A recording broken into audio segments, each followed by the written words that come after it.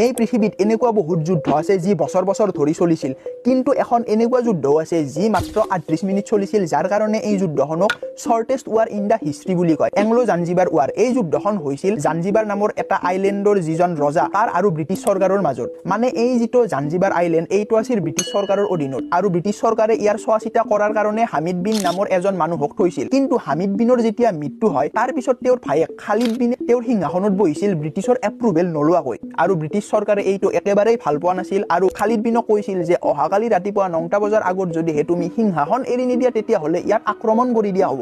আৰু সি ভাবিছিল যা হৈ যা, কি কৰবি, একো কৰবা নোৱাৰা। আৰু পিছদিনা ৰাতিপুৱা অৰ্থাৎ 27 আগষ্টত ব্ৰিটিছ চৰকাৰে নৌবাহিনী লৈ যায় আৰু এই যিটো আইলেণ্ডত তাত আক্ৰমণ কৰি দিয়ে, আৰু 38 মিনিটৰ ভিতৰত জাঞ্জিবাৰৰ 500জন সৈনিকৰ মৃত্যু হয়, আৰু এই যিজন কৈছিল যা হৈ যা তেওঁ পলাই যায়।